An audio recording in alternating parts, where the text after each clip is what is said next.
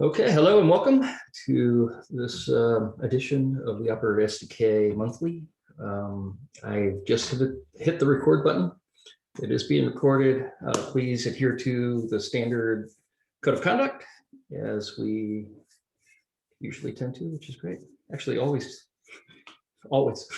Very few times we use the word always, but that so far has been the case here, which is great. And remember, we are recorded, and anything you can or will say, did say, will be forever out there on the webs. All right, we just have a couple of things on the meeting agenda, unless people are modifying that as we go along, but the two that are out there, both proposed by Eric. Why don't we just get started on the first item then, which is around post 1.0 docs milestone should be completed ASAP, perhaps skip a release to do so. Eric, you want to enlighten us with more? Yeah, sure. Can you all hear me just fine? Yeah. Awesome. The description says it all. We have this post 1.0 docs milestone that's been kicking around since just before 1.0 came out. Things that we'd like to get done for 1.0. And we keep adding things to it. We'll occasionally complete one, but there's no focused effort on actually completing that right now. So given our release cadence every 3 weeks, and we have kept people busy implementing features, bug fixes, and whatnot in code, I think it is prudent to skip a release cycle to tackle this milestone. So for I guess 1.6, or we've already had a grooming meeting for 1.6. We could do 1.6, but we could also do 1.7 just because we haven't had a grooming meeting for that yet. I would like to pose pushing that back by 3 weeks and then doing docs work. So actually, I think 1.7 would make the most sense because we've already assigned all of the issues in 1.6. Yep. Okay. What do people think about that?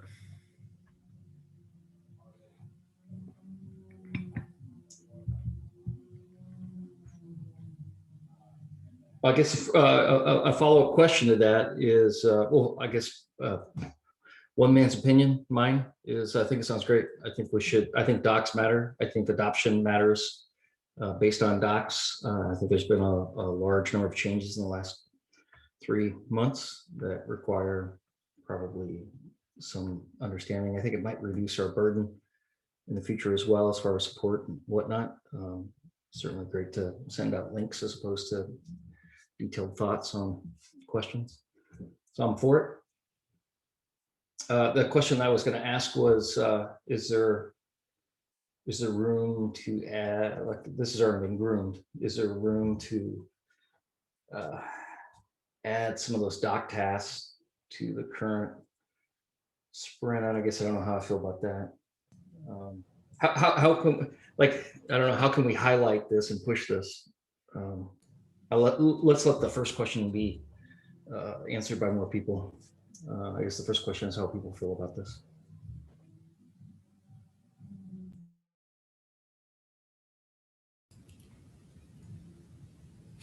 I will take no other comments as everybody's in agreement. Lazy so consensus. If you are, I was just going to say, I agree. I mean, we've got 15 docs issues we keep adding to, and at some point, Yeah. or is that 22 for docs? Oh, that's 1.6. This is for okay. Post 1.0 docs says 15, so those issues probably need to. Is it our expectation that this would fill a sprint? Like this would be 3 weeks worth of work, or would we be adding to it? Or how do you see that? The idea would be the 1.7 grooming meeting, which happens, I think, 2 weeks from today, would assign and triage all of the issues in this post 1.0 docs milestone instead of the 1.7 milestone. Yeah. So I guess following that train of thought, would there not be a 1.7 release then, or the 1.7 release would be postponed to, like, we would go 3 weeks without a release? Correct. And the release would be docs release? Yeah. Yeah. That's not to say that patch releases won't come out. Sure, of course, yeah.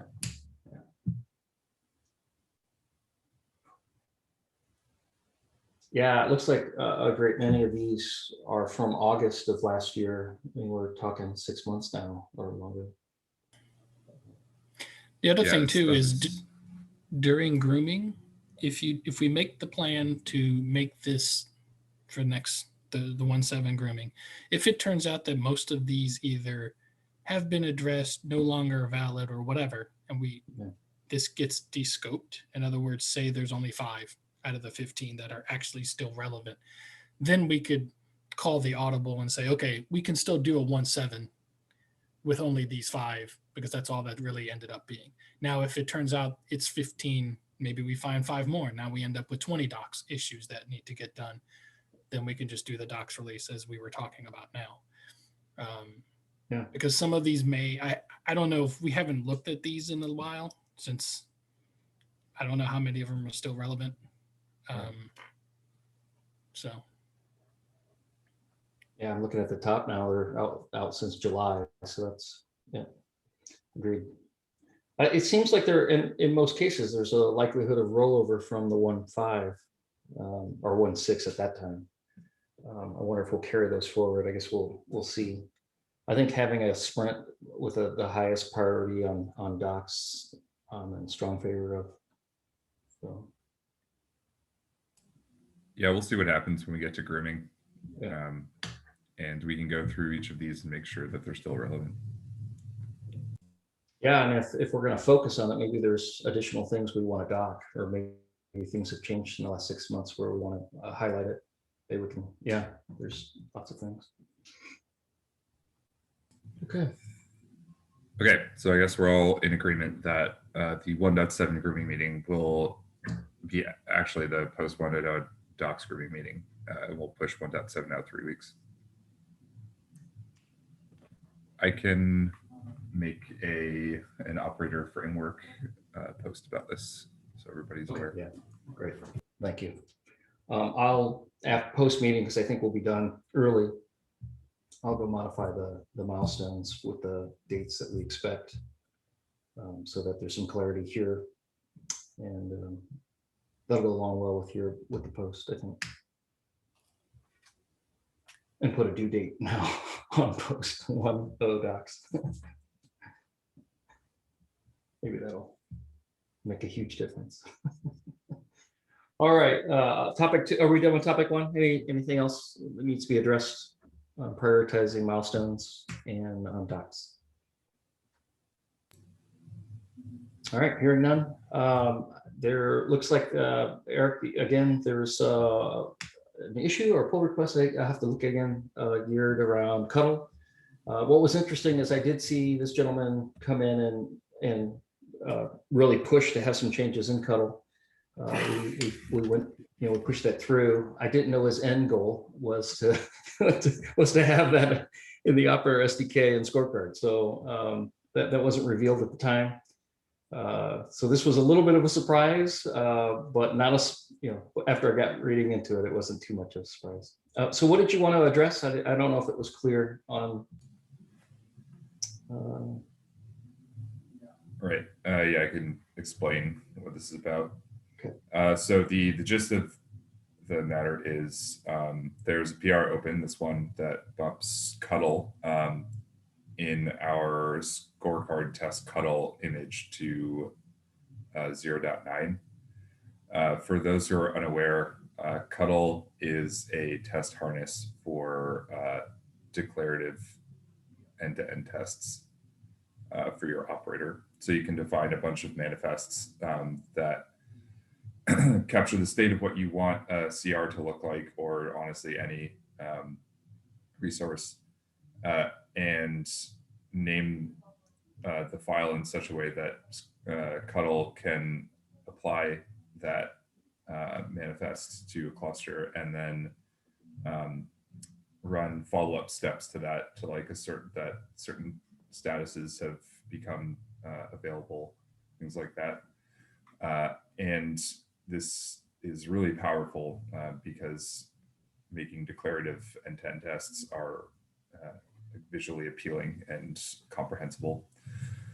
So the scorecard has a very thin wrapper around Cuddle that basically takes Cuddle output and transforms it into a scorecard standard API output, which we built into this scorecard test Cuddle image. The reason for that is scorecard has this like well-defined v1 alpha 3 output format, and it expects every custom test that you write for a scorecard to adhere to this this output, so that scorecard can actually read it and interpret the results. Therefore, you can't just use a bare Cuddle image. The problem comes in when Cuddle creates a new version that has breaking changes in it, because in 1.0 we can't make breaking changes. So if you use a scorecard test Cuddle image 1.4 and then we bump Cuddle, there's breaking change in Cuddle, and then you create this new release 1.5, that scorecard test Cuddle 1.5 image now doesn't work with an Operator SDK project of built with 1.4 potentially.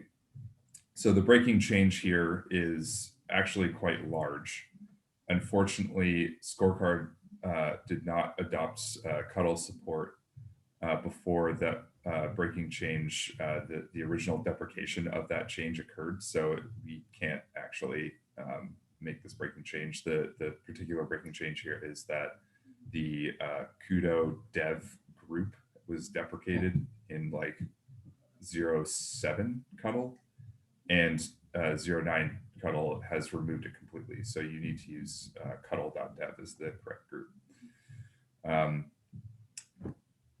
That poses a problem because now we have this breaking change when we bump Cuddle.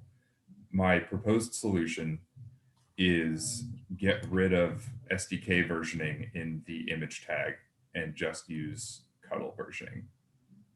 There are another two solutions that I posed that I've talked about in here, but that's the main one that I want to talk about because I think that does actually solve all of our problems here. The main drawback is if something needs to change in that scorecard wrapper, you basically just call it a shim here, then you'd have to rebuild the images for all of the Cuddle versions affected by that change. I don't see that as actually too big of a problem because the wrapper is completely independent of scorecard code, and all it's doing is transforming Cuddle output and piping it into scorecard output, which then scorecard will read. So the API for doing that is completely versioned already. So as long as the shim is able to receive like which scorecard version, API version you want the output to be in, then it can do all that in a backwards and forwards compatible way. And whenever a new scorecard version is added, you just rebuild all of these images. So the important thing here is that you need to pull down the newest version of like a Cuddle image if you want to make sure that it's the latest. The alternative, one alternative is to include both Cuddle version and Operator SDK version in the image tag. That's possible, but also explodes the image build matrix significantly for not really that much value. I wouldn't think, because all you probably aren't even changing anything in between each scorecard, or sorry, each Operator SDK release in that scorecard shim.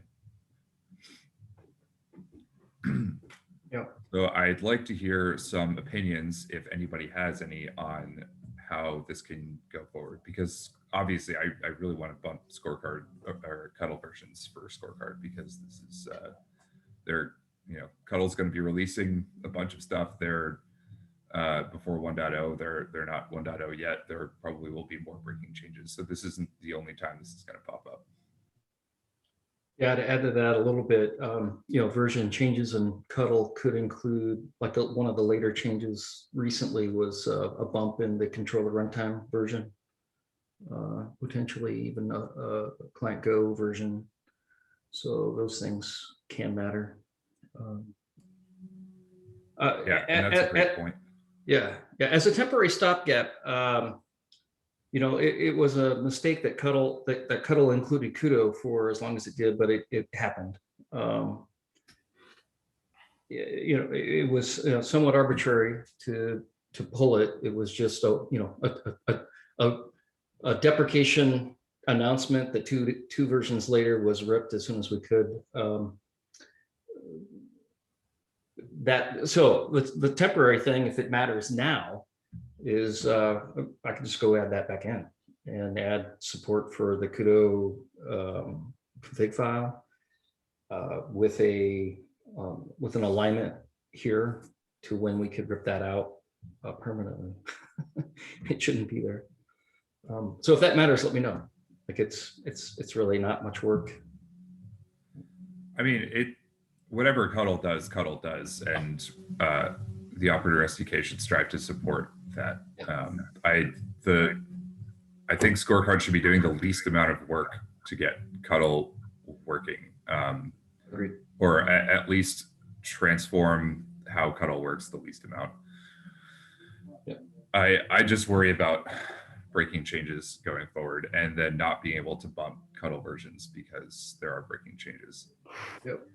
So in theory, the scorecard should be fairly agnostic to any version bump, but I haven't looked into the specifics of what a Cuddle version bump would need, and what I don't know that there would have to be changes on our side to support the version increase. There would be none on our side, except for notifying people of a breaking change, which we can't do. True. Okay. I was saying, because yeah, we'd pretty much just have to update like that Cuddle image version, and then it should just work. Yeah, you're exactly right. That'll just work. So for a good example of a breaking change that could happen before 1.0 for Cuddle is some test step or test suite version, V1 alpha 1 or whatever it is, gets removed, and V1 beta 1 is the only one that exists. So that's another breaking change that would actually affect quite a few people to hit, and so we'd have to manage that.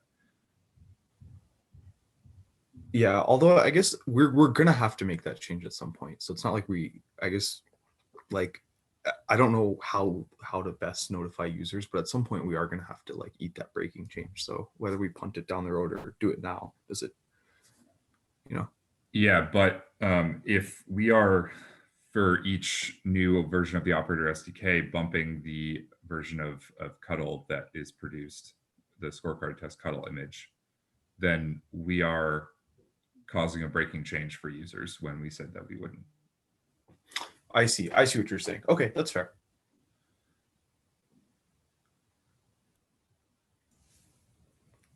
So this would allow, this change of using the Cuddle version would allow us to update Cuddle more frequently as well? Yeah, it would. Okay. That seems pretty reasonable. Now I'm trying to think of any downsides to it. So far, it makes sense. So another big drawback that this person is saying is that this whole like cache, like basically you don't know if the image is the freshest image unless you pull it every single time, which is like maybe not great UX. But there is a lot of precedent for that. Like if you pull the Golang 1.15 image, you're not going to get the same image every time. There are changes pushed. But the only way to actually lock an image is to use the image SHA. So I'm wondering if it might make sense to, instead of using cuddle image tags or cuddle version in the image tag, is to just build with the current commit of Operator SDK and push that, and then use that image as the that commit tag in the image that you actually recommend people to use for a cuddle for a particular version. And if they want to bump cuddle versions, then they can just go to Quay and look which tags contain which images. So at least that would solve the problem of reproducibility here. And you would always know which image that you're getting.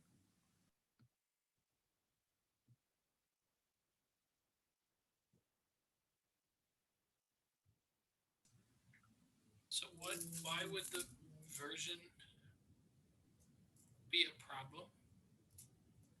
Like, why would you get a different one if you're pulling cuddle 0.5 or 8.0? The only way you would get a different image is if for example, there was a bug in the shim between scorecard and cuddle. And then we fixed that and then pushed a new 0.50 cuddle image. Then you would have one that's cached locally for some user that doesn't have that bug fix, but they technically have the 0.5.0 image that the SDK produced. Okay, and so then they'd have to know to pull that every single time. And we wouldn't bump the version because the version of cuddle remained the same. It was the shim. Yeah. Okay.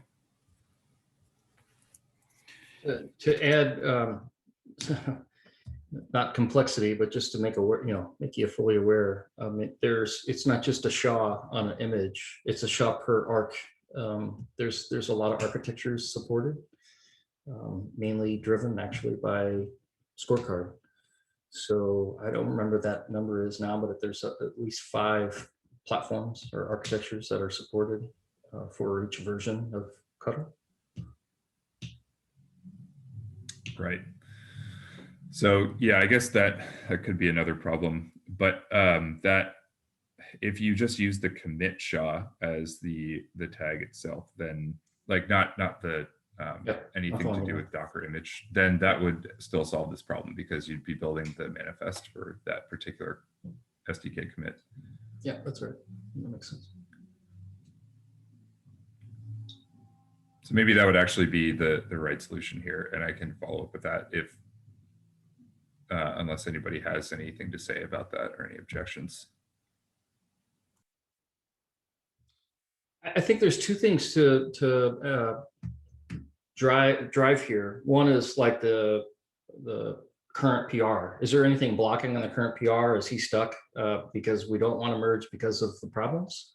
Or is there a way to alleviate a community member's needs?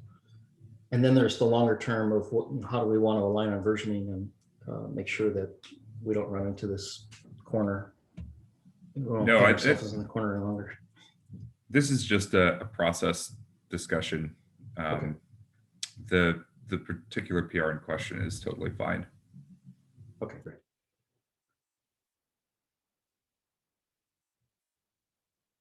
So then there's the to do.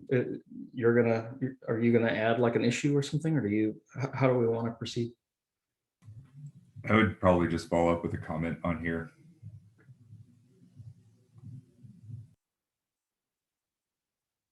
And actually, because it's a process change, I would create an issue for this.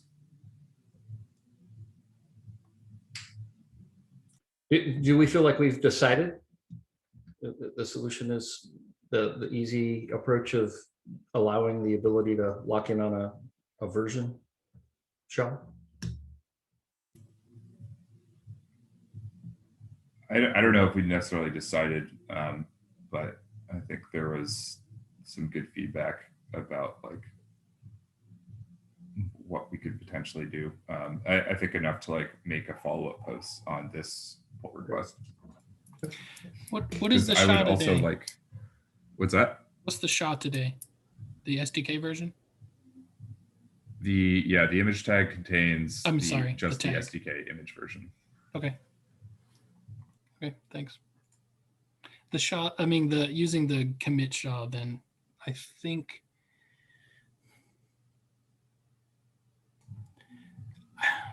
that seems to be okay. I was thinking more the actual SDK commit SHA that Yes. is right. You basically, it's like moving from SDK version to the actual commit. Yeah, and I would go further to say the scorecard test cuddle image would not be built and pushed on every SDK commit, only on commits that update the image. And I think the way to do that is just ensure that any potential files that are touched that would cause an update trigger that build. I don't know if that would necessarily be easy to do, but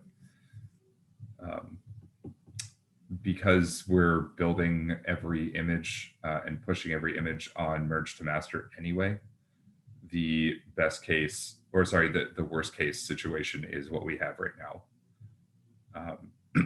And the best case is that we would only publish, we would publish way fewer images, but we wouldn't need to publish a lot of images because there are no changes to the actual image itself.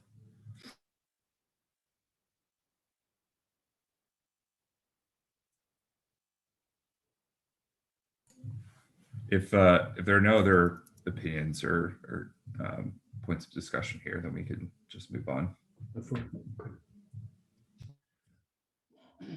Well, moving forward puts us at dev null. So any other, does anybody want to bring something up? We still have time, and if you didn't have time to add it to the agenda, we might be able to address a concern if someone has it.